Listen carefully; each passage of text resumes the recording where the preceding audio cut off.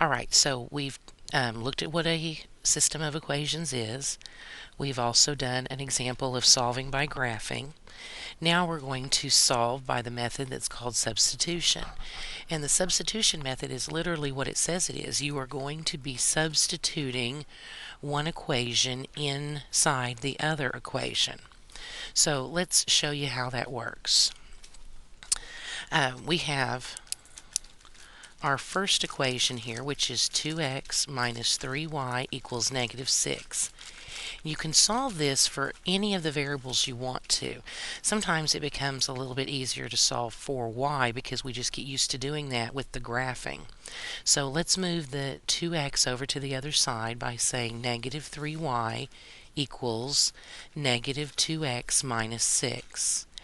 And then let's divide everything by negative 3 to get y alone. So y will equal 2/3 x plus 2.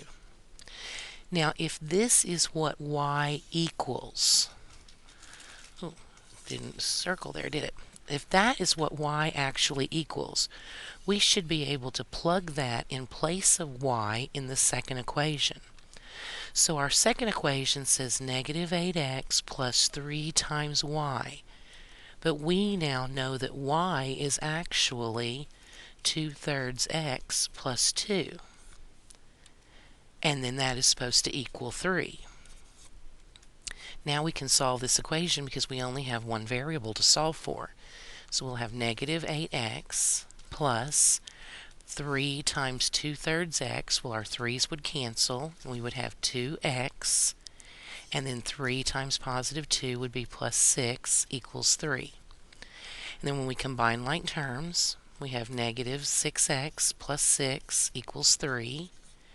And subtracting 6 from both sides, we get negative 6x equals negative 3.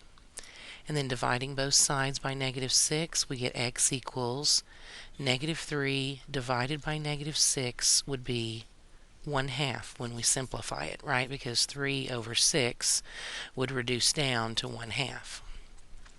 So now we know what x is. Well, again, if we know what x is, we should be able to plug it back into our other equation and find out what y is. So we know y is equal to 2/3 times x, which we just found out to be 1/2, plus 2. Well, here our 2's will cancel, so 1/3 plus 2. We need to get a common denominator so we can add those. So I really want to turn 2 into something over 3. Well, that would be the same thing as saying 6 divided by 3 would be 2. So y will equal 1/3 plus 6/3 is 7/3. So my answer, where these things meet, would be the point where x is 1/2 and y is 7/3.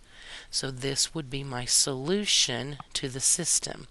And again, this is a consistent system because it has an actual answer.